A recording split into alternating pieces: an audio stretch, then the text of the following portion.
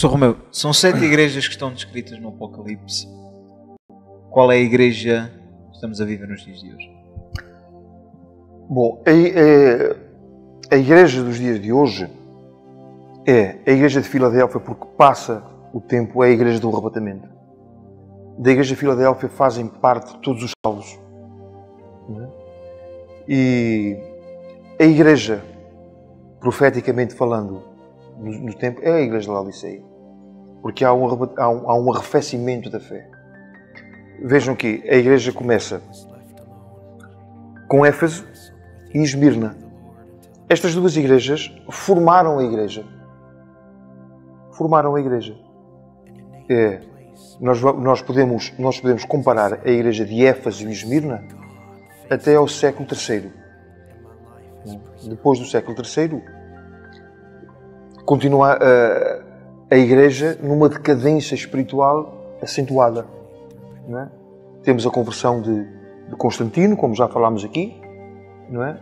Em que ele tinha uma batalha para fazer e, segundo a história da igreja, ele vê um sinal do céu, uma cruz, e ele lutou por aquela cruz, venceu a batalha, e então ele decidiu fazer do cristianismo a religião do Estado, com tudo aquilo que de mal veio por aí. Não é?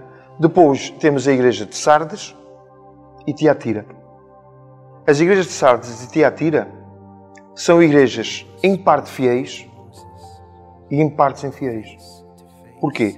Porque elas absorveram doutrinas que entraram na igreja por ser oficialmente do Estado. Então, uma tolerava Jezabel. Não é? Jezabel era uma mulher ímpia, não é? Que simboliza, no plano profético de Deus, a esposa lá do Apocalipse, a mãe das abominações da terra. Não é? Então, o que é a doutrina de Jezabel? É permitir a imoralidade dentro da igreja.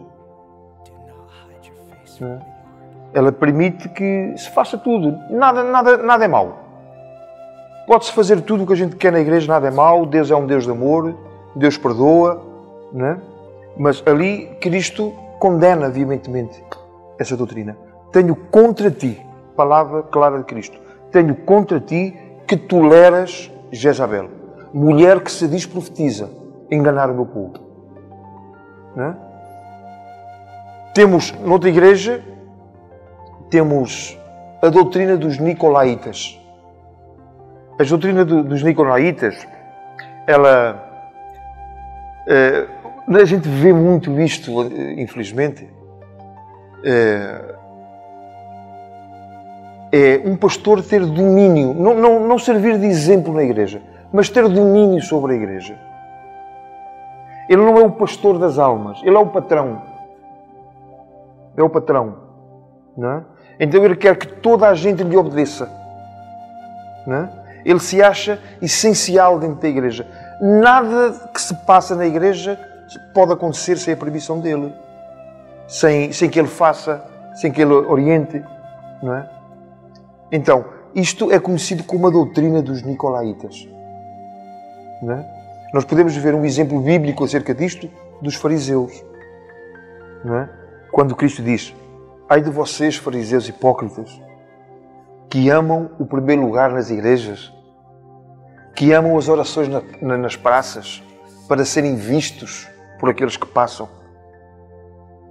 São como sepulcros caiados.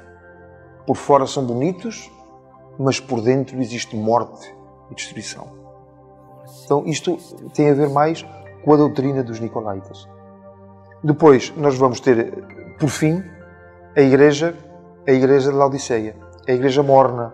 Não é? Vejam, a igreja começa por um descuido do primeiro amor, em Éfeso, e vem decaindo, falsa doutrina, para aquilo, para aquilo outro, e vem cair em Laodiceia, que é uma igreja que se diz rica. Uma igreja rica materialmente. Não é?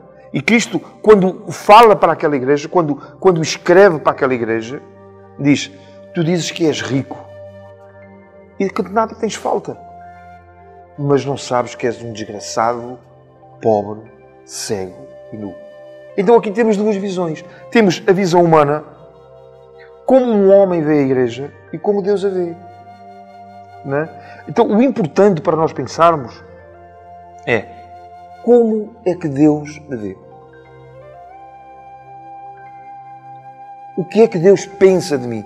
Não é o que o irmão pensa de mim, não é o que a igreja pensa de mim, porque a aparência não conta para Deus. Não conta. Porque nós sabemos que Deus, Ele vê o coração. Não é? Então, a igreja de Laodiceia era rica, ao contrário de Esmirna. Esmirna é a segunda igreja. Vem Éfeso e depois Esmirna. E Jesus Cristo diz precisamente o contrário à igreja de Esmirna. Eu conheço a tua pobreza, diz Jesus Cristo a Esmirna. Mas depois vem a seguir esta palavra: mas tu és rico. Tu és rico. Então, uma igreja atribulada, cheia de tribulação, pobre materialmente, porque a igreja de Esmirna simboliza mirra, triturada, amargurada. Era uma igreja que passava lutas tremendas. Não é? E quando Cristo escreve àquela igreja, não se nota, não se lê uma palavra de recriminação. Não é? Eu conheço as tuas obras, conheço a tua pobreza, mas tu és rico. Não é? Eis que eu farei com que venham e se protem a teus pés e saibam que eu te amo. Que lindo! Que lindo é nós termos uma palavra diretamente do Senhor Jesus Cristo dizendo para nós: eu te amo. E Cristo nos ama mesmo. Nos ama mesmo. Até a igreja de Laodiceia. Aquela que dizia que era rica. E que o Senhor a identificou como pobre, miserável, cega e nua. Mesmo aí a gente vê o amor de Deus naquela igreja, quando Ele diz: aconselho-te a que de mim compres ouro. Ouro provado. O ouro provado é fé. A Bíblia diz que quando nós passamos por uma tribulação, a nossa fé fica pura como ouro. Porque muitas vezes a tribulação serve para purificar a nossa fé. Para sairmos limpos, puros. Não foi assim com José? Não é? Quando José passou por aquelas tribulações todas. Não é? Injustamente. Não tinha feito mal a ninguém. Não é? Injustamente. Mas ele passa ali, vendido pelos irmãos, na casa de Potifar, na prisão, 2 anos. Quando ele chega na presença de Faraó, e ele começa a interpretar os sonhos de Faraó, e quando ele diz assim: eu te aconselho, Faraó, que tu escolhas um homem sábio. Não é? Um homem que possa juntar muito nos 7 anos de fartura para poder haver. E Faraó olha para ele e diz: mas onde é que iríamos arranjar alguém melhor do que tu? Faraó viu ali ouro. Viu ouro. Estava olhando para José, mas a vida de José, o que ele tinha passado, ele tinha-se transformado em ouro puro nas mãos de Deus. E o Faraó não hesitou. Não, és tu mesmo. És tu mesmo. Então, mesmo na igreja de Laodiceia, a gente vê o amor de Deus, Deus querendo cear. Eis que estou à porta e bato. Se alguém abrir a porta, eu entrarei, cearei com ele, ele comigo. Deus fala isto a uma igreja que ele diz: não és frio, nem quente, és morno, vou-te vomitar a boca. Mas isto era o que ela merecia. Mas o que ele fez foi diferente. O que nós merecemos é completamente diferente daquilo que Deus nos faz. Amém? Aquilo que Deus nos faz é nos amar. É a graça de Deus manifestada. Não é? A graça de Deus é um favor que a gente não merece. E por isso estamos aqui. Estamos aqui porque a graça de Deus nos atingiu. Podemos falar destas coisas do Apocalipse, de tormentos que virão, mas a gente olha para lá com esperança. Eu não vou estar ali. Porque pela graça de Deus eu fui alcançado pelo seu amor. dentro de mim palpita um coração cheio de amor e gratidão por Ele. E eu sei que não vou passar por aqueles tormentos. Mas ninguém é obrigado a passar por isso. Basta que aceite Cristo no seu coração, para que o seu nome seja escrito no livro da vida. Se eu quisesse ouvir o pastor Romeu pregar, onde é que eu poderia ouvir pregar a palavra de Deus? Ou seja, qual é a igreja que o pastor congrega e está? Eu estou congregado atualmente na igreja Novos Rumos, cujo líder é o pastor Tanã. Nós temos congregação ali em Espinho e temos também em Santarém.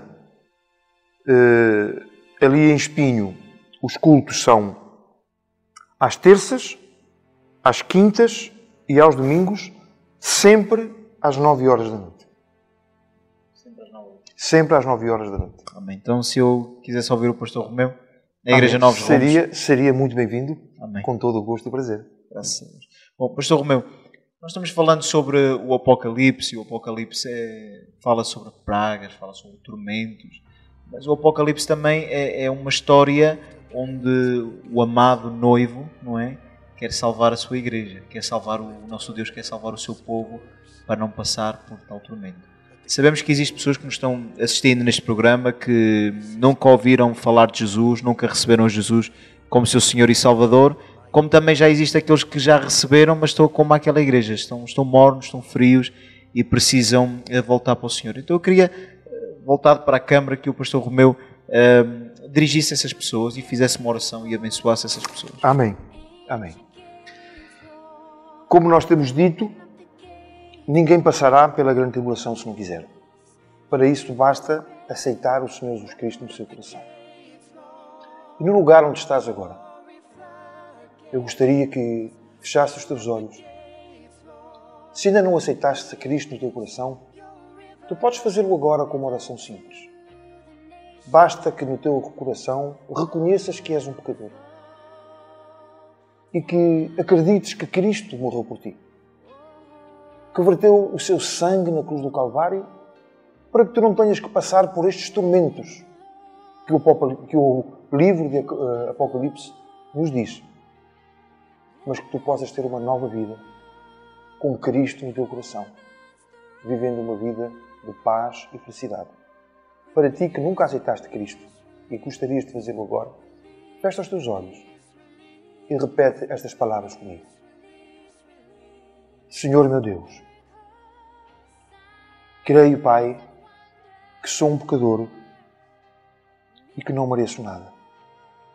Mas também acredito que Jesus Cristo morreu por mim na cruz do Calvário, que derramou o seu sangue para me livrar, para me dar uma nova vida. Por isso agora eu quero aceitar Jesus Cristo como meu único e suficiente Salvador. E para isso eu peço que Ele entre no meu coração e que escreva o meu nome no livro da vida. Agradeço, Pai, em nome do Senhor Jesus Cristo. Se fizeste esta oração de uma forma sincera, tu, a partir de agora, és um filho de Deus. Para aqueles que estão um pouquinho desviados da fé, que as palavras que ouviste agora, que possam servir de incentivo e que possam te levar a correr para os braços do Pai que te esperam com infinito amor. Que Deus te abençoe em nome de Jesus. Romeu, muito obrigado. Foi poderosos estes programas e que Deus o abençoe poderosamente ainda mais o seu ministério. Muito obrigado.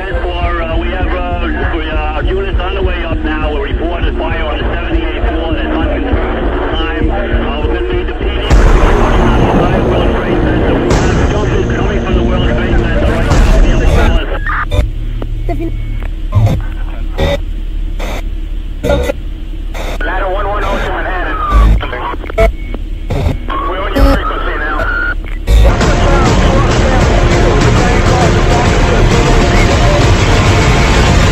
Squad 288 to Manhattan, Kerry. On your frequency responding, can you send us a ticket, please?